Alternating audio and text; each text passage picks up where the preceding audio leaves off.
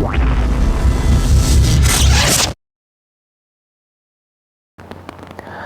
everyone, this is Katz from Yokoso News. Yokoso News is the online website to introduce Japan to the rest of the world.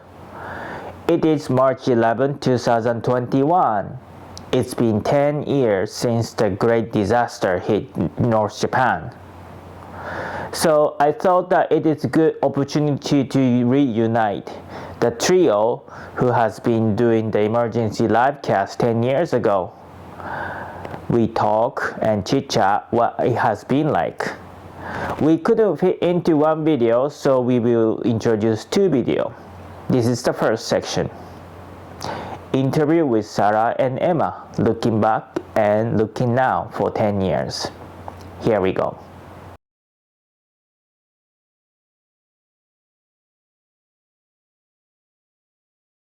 Okay. So thank you very much, Sarah, Emma. I met you in 2012. Was it? So in person. You look years much ago. Oh yeah, healthier. we all went out together that one time. I think it was to Izakaya, maybe. You look much healthier and younger, I must add. Yeah. So I disappear myself from Yokosu News social media for like 6-7 years too. This is me, like I lost like 10 kilo, Yeah. I think. You were very plump at the time. And, Yep. you look much younger. It's great. Yeah. Keep yeah, it that yeah, way. yeah. Yes, I'm trying. I'm trying right now. I go jogging every morning. I run like 12K, 13K. I try to go jogging. But anyway, so again, this is Katz from Yokosu News. Yokosu News is the online social media to tell about Japan. It's been 10 years since March 11th. I'm recording through Zoom with Emma and Sarah. Let's just chit chat and it's this anniversary of March 11th. Sarah, Emma, would you introduce yourself? Well, I'm Sarah, as you said. I moved to Japan just 3 months before the disaster actually happened. So it was a little bit of a shock, I would say, to experience something like that immediately after moving here. But I've gone through many things since then. I was an English teacher, and then I had my son 6 years ago, and I just lived my life being a mom to a rambunctious 6-year-old, a guinea pig, and a cockatiel. And that's my job every day, is taking care of those 3 creatures. We both have kids. Okay, next, Emma, would you introduce again? Yeah. I was based in Tokyo, 2011. I am like linguistic, I don't know, in a communication field as well, if asked, interpreter, and simultaneously translating bits like press conferences, whatnot. Nowadays, I guess it's all live streaming through the internet. But having said that, I was already seeking my medical career 2011, and I got a diploma 2 years later.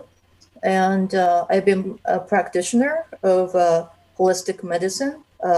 I'm a nationally licensed acupuncture and moxibustion. So I ended up, first I was just volunteering in Fukushima, Miyagi, Iwate, the region every weekend, or if there's like a 3-day holiday attached, usually like Saturday through Monday, I would just get on a bus or a coach in a British accent. So I made a trip like, I don't know, 20 times, like 30 times, and I ended up not being rejected, but more so with my sharp needles and all the moxa corns. They really appreciated the effect of the medicine. So I ended up getting my driver's license 2013. And now I have my own car, and I started to drive myself to everywhere. Thank you. So 10 years ago, March 11 hit. So I was single. I didn't have a family. I was trying to make myself with Yoko's News 10 years ago. Then this March 11th disaster hit. I was kind of prepared for it, that in case of disaster, many people living traveling in Japan gonna get stuck. So that's why I decided to do the live streaming broadcast on the Ustream. Now it's gone, and it caught the worldwide attention. And I kept broadcasting and latest news. And Sarah, Emma, occasionally help me to do the live cast every week until September. We were doing like half a year. Then we did the 1 year anniversary show with Sarah and Akim in 2012. And ever since, I had to move on. And I now have a working for a web software company that we funded to make a website for the corporation, university, some government website. It's called Concrete Pub that Yokoso News also use. Now I have 2 kids because I've been busy with my main job and kids, family. So I wasn't really be able to do Yokoso News much these days. I still love introducing about Japan to the rest of the world. So I'm back sometime. I'm still sometime post on Yoko's News, social media, Facebook, Instagram, Twitter. It's nice to reunion sometime. So today we just gonna chit chat casually to talk about 10 years, and it's nice to look back because it's 10 years. So I sent you a couple questions before. First question is what March 11 changed you, and then what you've learned for last 10 years. Sarah. I think I became more prepared for things. I have basically attached everything to the walls and floors so that they don't fall over. I keep emergency supplies more regularly. And I keep up with the news a lot more than I used to as well. It also made me more nervous about any kind of movement of the ground. So there are small things like that.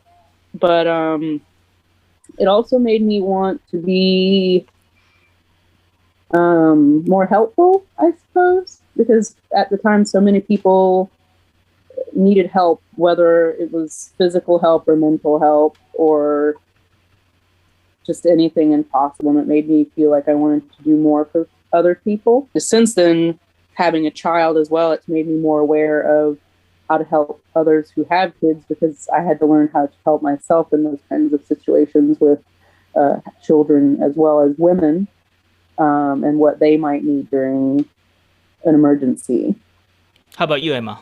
I mean, fundamentally, I don't think I really like changed, because it's always like serving for others as far as my career goes. Like even if I translate a book, it's not about me, but it's about the author kind of mentality. If I go, whether it be like on, live television, I'm always like interpreting. I'm like a sort of conduit. I'm like a channel through other people. So as far as my own, like I already had the scientific background about molecules and how do you say, physics to a certain extent. So I'm still pro like nuclear energy, for example. That's the way to go get a Green New Deal recently, as Bill Gates also is supportive of that. And there were a lot of like misinformation. Sometimes it's intentional. You just want more likes. You want more retweets. I kind of browse through Twitter and see all the culprits from 10 years ago, how they were doing. And half of them like blocked me. But you can kind of like insert the username and you can like just search and you can actually see what they're doing anyway. But they were alive and kicking still. Like all this, like myth about, and I'm saying misinformation, but it's kind of like I don't. Obviously, it's like unscientific facts that's been distributed by doctors and even some holistic, how do you say? I shouldn't be really negative about this too much since we're this in a happy reunion broadcast. But 3 months on or 4 months on, I used to post a lot on Twitter about this is not, the rumors are untrue kind of post. And there's this guy named Andrew. He's Canadian or something. He's based in Tokyo, and he was like doing this like fact check. He built a website, and it got featured on NHK World, and I was part of it, just briefly. But mainstream media versus other social media, the contrast has been like significant, I think, even in Japan. And Japanese people tend to really believe that internet news is like the real truth. And it's amusing to a certain point, but sometimes I feel quite endangered. And then, especially in the last 6 months, looking at the posts of American politics in Japanese language, it's appalling. I don't know how extent you've been following them, but so I'm more skeptical about news, whether it be like mainstream or not, sub underground kind of stuff. But how would I know, without all the life experiences? So okay, back to you, Katz. Okay, thank you.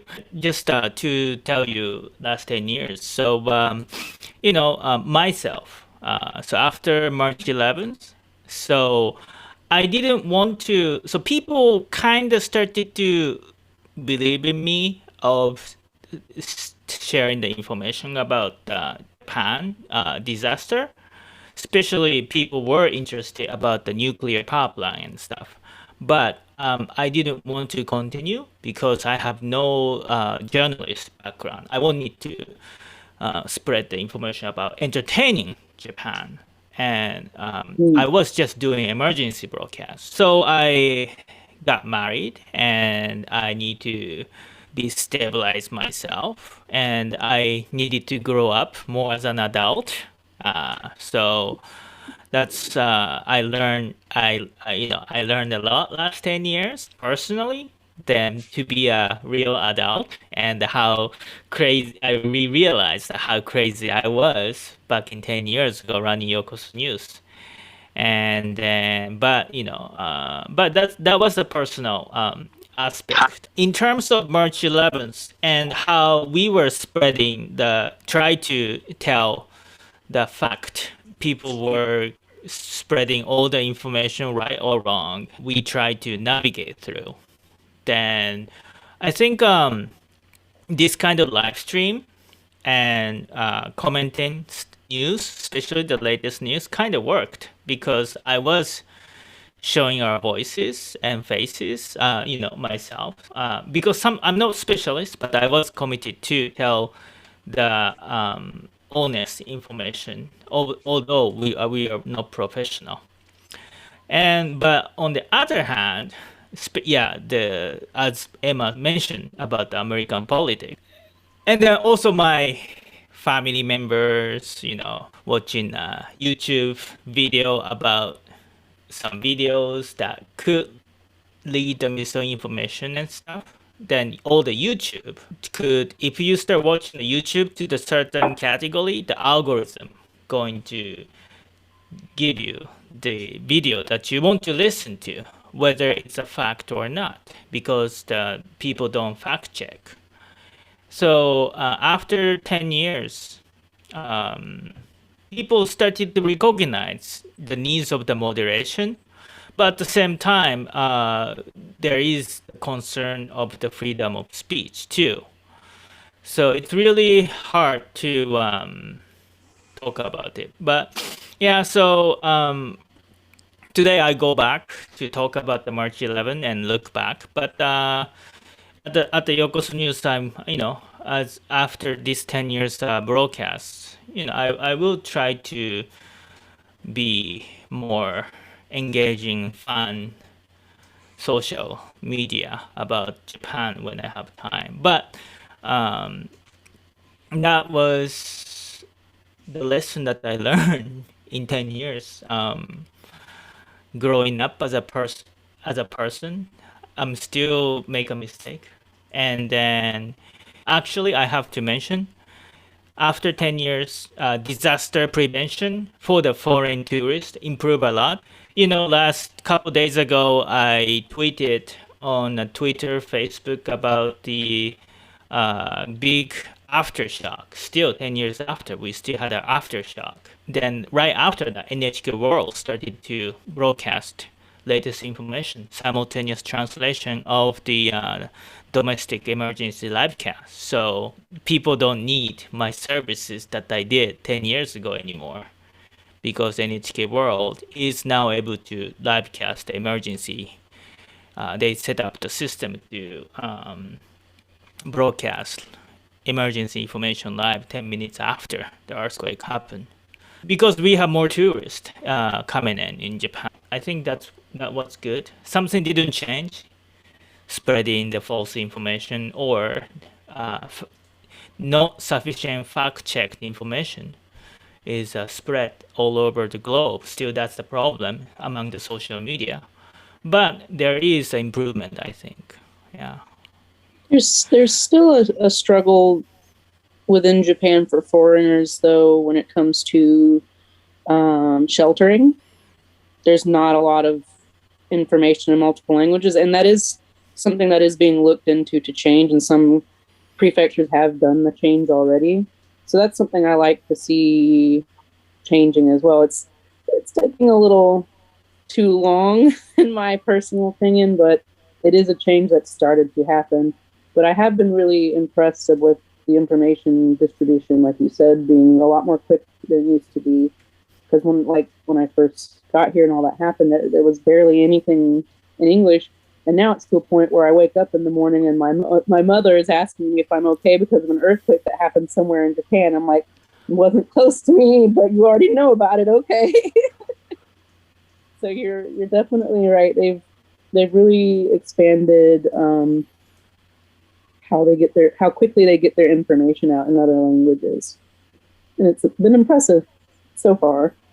Well, I think the domestic preparedness is like gained a notch or two as well.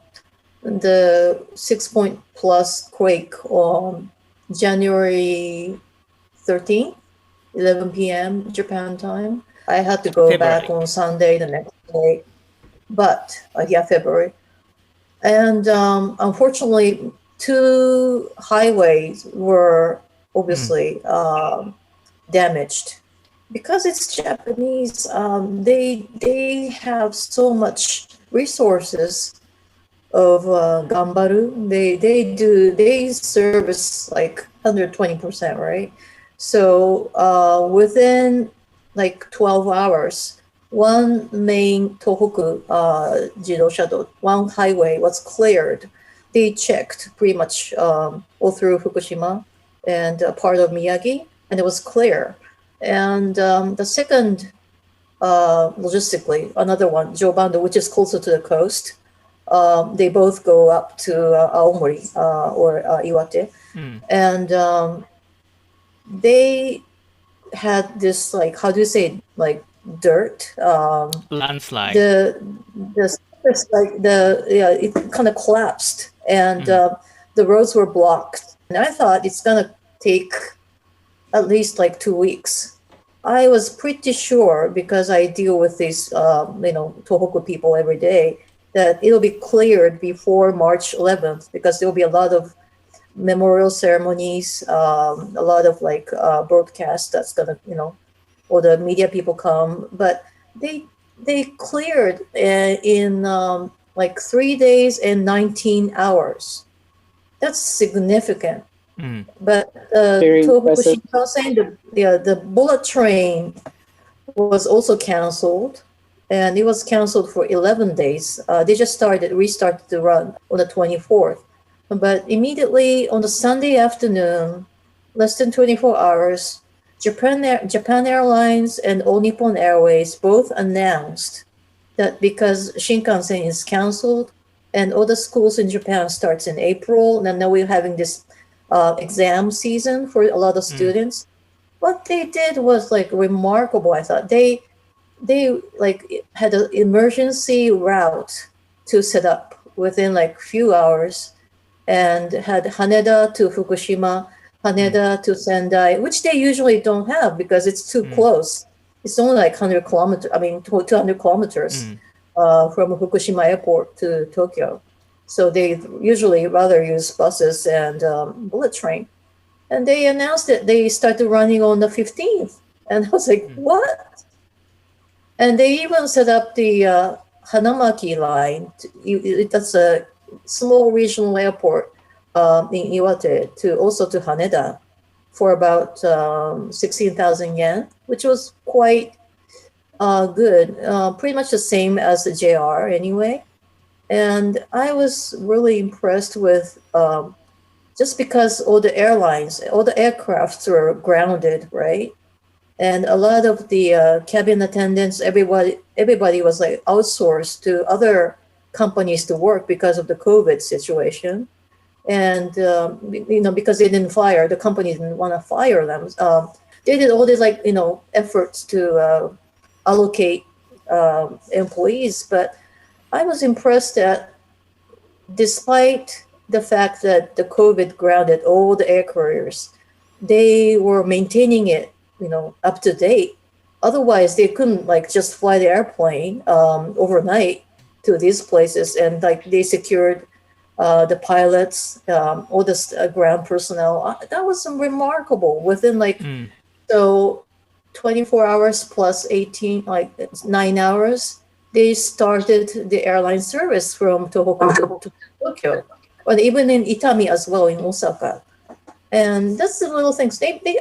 I have a feeling that they created the manual after 2011, that if something wrong happens in major transport, they're gonna alter it for another solution if the airport wasn't damaged. Luckily, because it's only 6 point plus, the airport was clear anyway. So that's one of the things that we should be appealing to the rest of the world more, at how wonderful Japanese public servant plus the private company people are.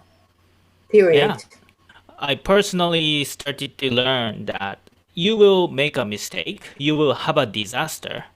It's whether it's a nature or human mistake, then you need to prepare worst case scenario or some middle case scenario. You kind of prepare for it, for the worst case scenario. Nobody's perfect. Before, everybody was saying nuclear power plant is 100% safe. And we already know that there is no 100% safe. But we still need some power.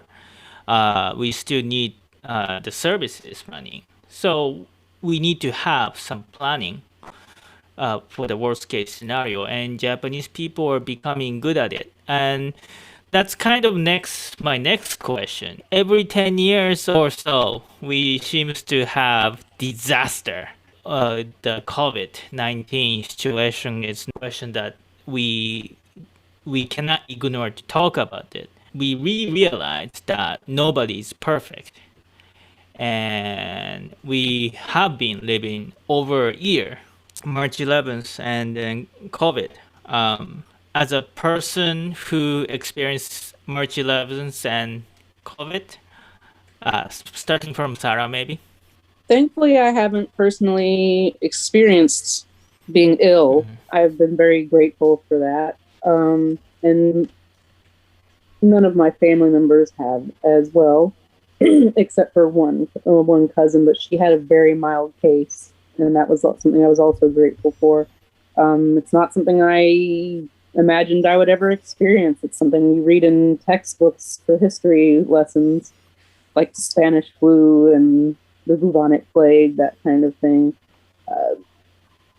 When it first started, I had a memory of when SARS first happened, but I didn't experience that in the United States. It always seemed like a far away thing that had happened. And then I got a small taste of that when the swine flu happened, which happened right when I was coming to Japan for the very first time.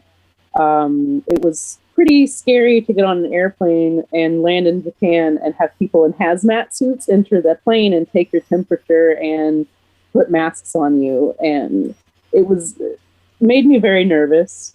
So I had a little bit of preparation when this happened, and having lived in Japan for 10 years now, masks just weren't that big of a deal for me to have to put on, because I already did it during flu season and allergy seasons anyway.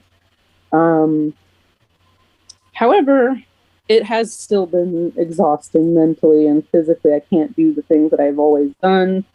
Family trips, I didn't get to see my family at all this year in America, due to the fact that, there is COVID and foreigners cannot leave and re-enter very easily within Japan. Even if you have permanent residency, at the beginning of the year, it was actually impossible even for permanent residents to return. Thankfully, that has changed. The government did listen to the public's voice on that. So that was a relief as well, that if an emergency happens, I can go home and then come back to this home as well. I do have 2 homes. And, but I've been worried for the most part because I have a lot of family members who have weak immune systems or other issues. I have so many family members that it could affect, and thankfully have not yet. I've been very, very grateful for that. And hopefully things will continue on, but as smoothly as possible for my family personally. It does stress a person out, though, that's for sure, to worry about the health and safety of your friends and family, and to see that how badly it has affected other people around the world, because it's not a small number of who it's affected, that's for sure. And at the beginning, I constantly monitored cases, and then I started to realize that was probably not healthy for me to do. So now I just cut it back to checking it every now and then instead of every day like I was at the beginning. Kind of like how it was with the 311. I was checking almost hourly to see what was happening. And I realized that it was not good for my health and it was hurting me. I would say a lot has changed in my life from COVID, but I feel like it's changed a lot more for other people. Can I just go back about the previous topic? Sure. Because it's important that we should really be specific when we're talking about 2011 incident, because that's the thing that was, the foreign media was also using it as a clickbait almost. And as a Japanese person, or people, or the residents who are in Japan should widely know that the earthquake did not damage the nuclear power plants, and also other coal-based old power plants as well.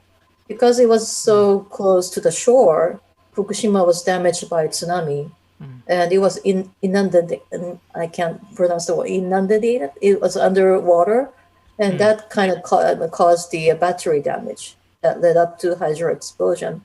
And the Onagawa town, the one is now it's inactive, and the other nuclear power plant is acted as the most strongest reliable shelter for the town of Onagawa. And people in Onagawa rushed into the power plant just to take cover from tsunami. So not many people talk about it, and it's a sturdy, construction. And now I think they voted, the city and the prefecture of Miyagi voted to activate Onagawa to supply power, because this winter has been so harsh. The supply of electricity has been so, walking on thin air for the last, especially in January. I mean, in terms of COVID, well, personally, like April, May, I was thinking about, damn, like my passport is gonna expire in like July. Should I renew it or should I not? Should I wait? And I kind of went to Tokyo Metropolitan Office to renew it anyway. And I don't have it right now, but I renewed another 10 years. I have no plan to go overseas. Last time I used my passport was 2013, but since I'm going back and forth or pretty much all over Japan until last year, visiting all these different locations in Japan is almost like visiting a foreign country.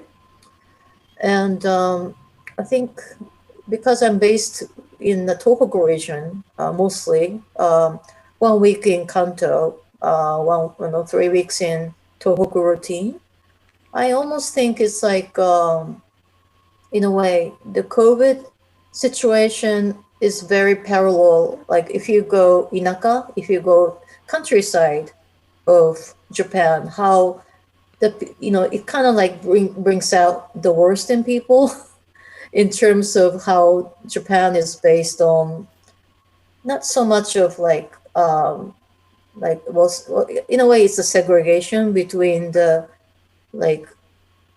the buddies, like the family, the countryside. We say murahachibu, small villagers against outsiders, men against women.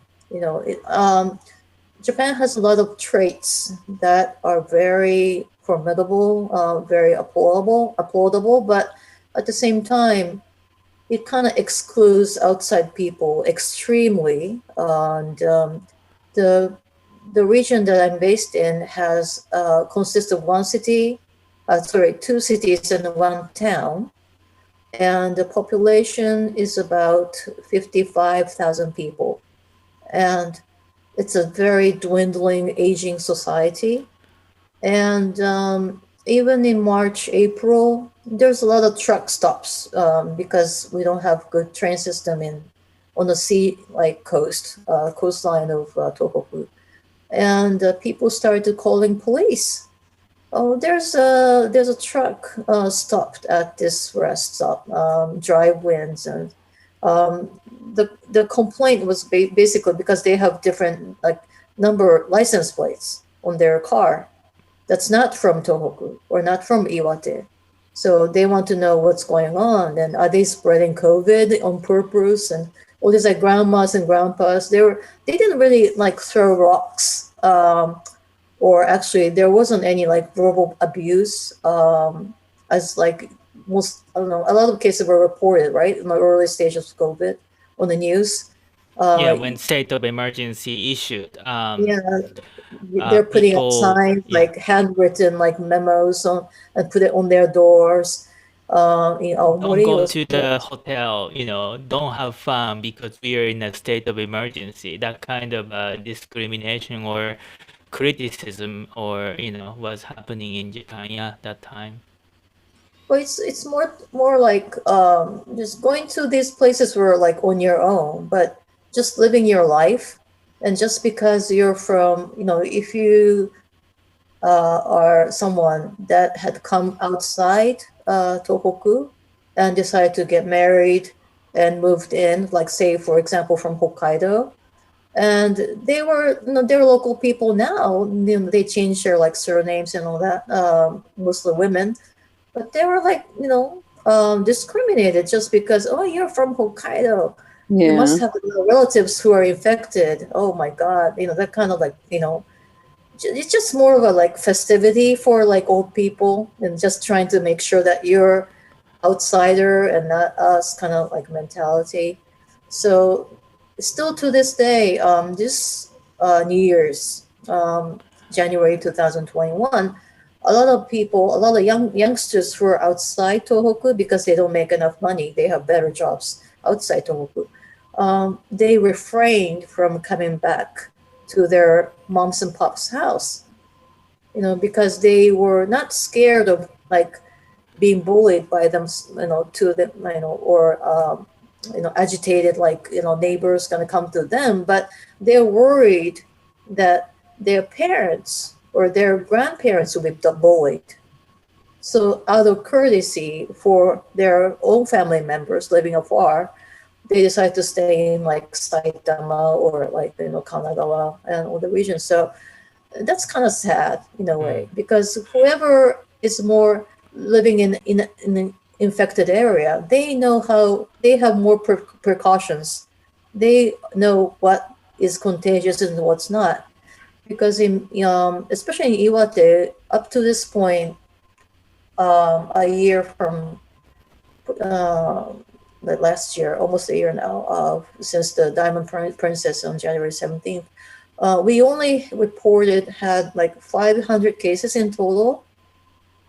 And that's like nothing, compared to like 4,000 people living, 4,000 people dead every day in America, over 1,000 people dead in the UK every day, that's nothing. But people, because they don't have access to like another language, or they don't have the habit of going to Sendai or Tokyo or Nagoya often, they're stuck.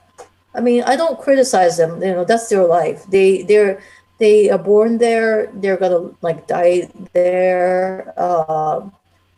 They would never go out of their like prefecture. That's fine.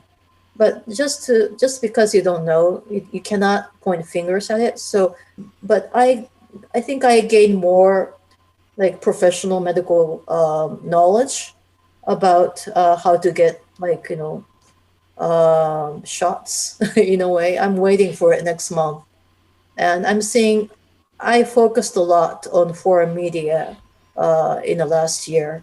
I was constantly browsing BBC.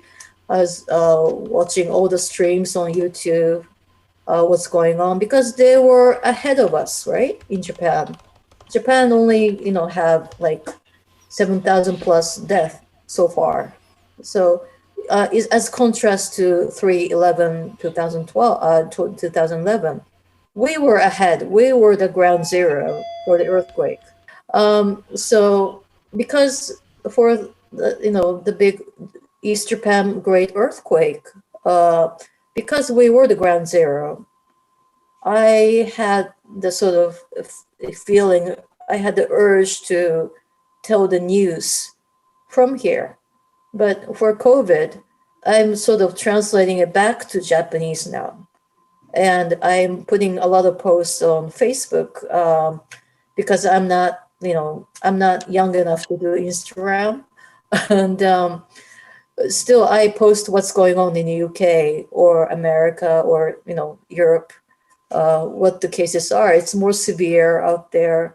In Japan, don't worry. We have hay fever. Everybody is wearing a mask anyway. That's part of a culture. If you're afraid, maybe you can just, instead of just washing hands with soap, you can gargle every day. That would pretty much prevent you from getting affected. So I'm doing sort of the reverse of the version of 10 years ago right now. Sorry for the long comment. No. That's really good. At that time, people didn't have enough information about the earthquake, and most people all over the world was really worried that if Japanese government is hiding that actually the nuclear power plant meltdown happened and the radioactive radiosity is spread all over the globe. But if you provide enough information from the press release and then all the monitoring from the government and the third parties, the environmentalist monitoring, you could get the reading, and you could do the fact check. But some people were impatient. They want to know the answer right now, and there's no right or wrong, simple black and white answers. There are always gray answer. We don't know yet. We are not sure if it's perfect. I mean, even in we are not- America, at the beginning of it, even medical officials were telling people that masks wouldn't help, while Asia was controlling things a lot better because of masks. And then they changed their view on that. It's like you said, there's no black and white, there's no right or wrong. You just have to keep figuring things out as you go when something is new like this. Yep. So same thing. Everything. Nobody is perfect, but it's important that you keep your eyes on, and then you need to make a judgment if this information is trustworthy or not. And the first step is if it's first-hand information or not. That was the concept of our March 11th earthquake. We try to look for the first-hand information as much as possible and translate that.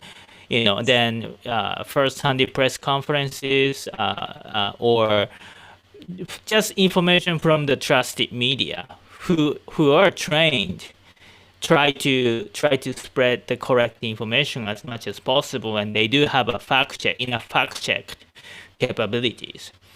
And same with COVID. So people from all over the Twitter or Facebook, they try to they share and tweet some third person's blog post, or I was really, I mean, that time, one day I saw people share the blog post of beauty doctors, about talking about the COVID. Yes, they have a doctor license, but they're not professional about the the pandemic. They're not especially of the pandemic. You need to, even though the information were coming from the doctor, you really need to listen to the pandemic specialist doctor in this case. Then if pandemic specialist doctor said they're not sure, they're not sure. We have to wait. But an same esthetician thing. has no place in giving medical advice outside of their knowledge. So you're right. We have to wait to hear from people who have studied this, who know about it, and not your average keyboard warrior on Twitter who might not know what they're talking about at all. We have to fact check, like you said. And like Emma was saying, that's often difficult when you've got the elderly community, especially in the countryside, who don't have all the facts, and they just blindly listen to whatever knowledge is given to them, either through the internet or through television or through their peers. What she mentioned earlier about discrimination towards outsiders. I've actually heard personal stories from acquaintances of my husband who went back to the countryside to see their parents over the summer, and they were at a red light with a Nagoya license plate, and an old man came up and started tapping on his window, asking why he's here. Where are you going? Why are you here? It's not his business. He's just average man. He's not a police officer or anything, but he's trying to get all of this man's information to figure out why he's here. And I feel like that's going so far, but it's what we have to deal with now, unfortunately. Yeah. It's more of a mental thing, right? When people are afraid, they reject first to seek safety. And for elderly people in Japan, unlike the rest of the world, meaning pretty much English-speaking country for me, because I wouldn't know otherwise. I think it's very hard to have conversations with elderly people because they have no internet whatsoever still in Japan. and there's a wide gap of knowledge. They get it from the terrestrial TV, all these like sort of half variety, half news stream kind of show in the afternoon. Mm. They want to agitate the viewers anyway. For it's all in Japanese, whether it be like sometimes including NHK, they do a lot of like pseudoscience stuff that Yes, I don't I've seen that. like. And for example, I'm an outsider, but I was really attracted in a way to see the America CDC specialist, Dr. Anthony Fauci, against Mr. Then like 45th president. And he just turned like Dr. Fauci turned 80 like several months ago, and he's still going strong, and he's the expert, right?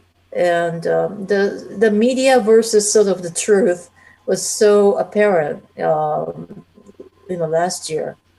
And in a way, I'm glad that Japanese government or Japanese culture as itself is very unlike the talk show kind of thing, like very sort of moderate to the mainstream.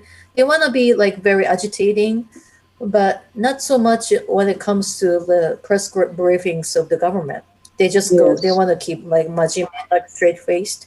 So that kind of like, this comment is not going anywhere. But I really was impressed by how people handled it and the dangers of the internet as well. But Japanese, as far as like strictly talking about Japanese community, we still rely on cash, so much so, and there's no like hint of digitalizing, everything. Everybody still uses hanko, the seal as well. Yes.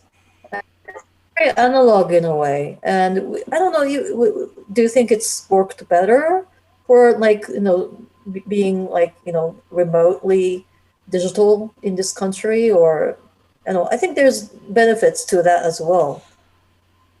What do you think? Yeah, I mean, of course, I don't have a black and white answer. Digital cash situation in Japan is improving. We started to see a small changes from the national government side, because I know friend of friend, like friend is working for the government tech bit. So they are trying to be cashless, as trying to. But on the other hand, I understand that how it's really hard for Japanese people, because sometimes technology itself adjusted for Japanese people rather than people adjusted for the technology compared to the rest of the world. Like, for example, ATM at the bank. If you go to the ATM other side of the country in Japan, you'd only get the paper bill, like $20 bill only. But if you come to ATM machine in Japan, you can deposit even coin. They count the bill for you, but automatically. I mean, now I know some American US ATM can count the bill. Now, I mean, that's for 10 years now. But it was like that for last 30, 40 years. Each one ATM machine costs like 2 million yen. It's $1 million per ATM machine. So Japanese people were able to invest it, so that technology can fit people. So yeah, that. But my point is, because the Japanese government spent billions of yen 2 years ago to introduce cashless. Visa, MasterCard, like just touch and just you're done, kind of like, because it was due to Olympics, right? Olympics and Paralympics, Yes. where sort of, but it didn't happen. And now because of COVID, I think 10%, 20% increase of using digital currency. People started like use credit card more. So in a way, my place, I use Square right now. The Jack Dorsey's company, Yeah. which I love. And now like this. Mm-hmm. And now I have like about 20% of my patients, pay by, credit card, which I'm losing money because of the fee, but I don't Transaction care. fee. I I'm all for it. Because now I hear that India and Korea is like 99% like cashless. All right. So I think we should America even catch more up on so. that. Yeah, It was very strange for me to move to Japan 10 years ago, and most of places were only accepting cash. Even now, all the clinics I use, dentists, my physical therapy, they only take cash, which my physical therapy doesn't cost so much, so it's fine with cash, but my dentist will cost me more sometimes, and I often forget to go to the ATM still, and I go there and I get frustrated that I'm having to use cash. And the only time that they'll take a credit card at my dentist office is if you had a major surgery and it costs over $200 US. And that's the only time they'll ever take a credit card at most of my clinics. And I felt like at the beginning of the pandemic that I was really hoping they would stop with cash, because I really don't want to touch other people's money or their hands for that part. And I'm really impressed that you moved and you're taking that fee, and that's something really cool in my opinion. When out where I'm at in Komaki, there's nobody doing that payments of any sort. Yeah, I mean, as a business, I know I run the business too, and give you the excuse from the business manager aspect, the transaction fee in Japan, it's much higher than the one in the U.S. I think in the U.S. You only taken away like 1%, less than 1% transaction fee if you are a high volume customer when you process the credit card. But in Japan, more than 2-3%. So it's transaction fee is really much more expensive in Japan. So that's also it's a more reason. higher. Yeah. Oh 3%. yeah. Yeah. Yep. So that's the reason why Japanese businesses are reluctant to take the cash. I mean credit card. So Yeah, but the thing is, if there will be like 70%, 80% transaction will be digital, then the fee is gonna come down sooner or later. Because there's so many like cash transactions that's why the fee is higher, is it not? I want to hear more about Oh, what you've been doing last 10 years. But I guess after COVID finish, and if I'm able to travel, Japan, I really want to see you with my kids. So yeah. The thing is, like, there are a lot of great outdoor nature, because we don't have any like neon signs, limelights whatsoever. So there are a lot of great places for astronomy, like just to see the stars, and you can like rent a boat. I treat a lot of fishermen, so I invited a lot of like small kids here as well with their parents, to go fishing, just to play in the sand, because Iwate only have like 500 plus COVID people contracted. It's pretty like COVID free at the moment, and all the minshuku, all the inns are open, and you might as well like don't worry about COVID really. I have constant visitors. Bring in babies. I don't care. They have so much fun, like fresh air. No, seriously, I I invited love that type of many environment. I would American love friends to as come. well. Yeah, please do. Like, just at least take like 3 days. There's a lot to see. It's amazing. yes. I'm not really an outdoor person, so I'm kind of. I'm also very pro supporting local businesses, especially ones who've suffered.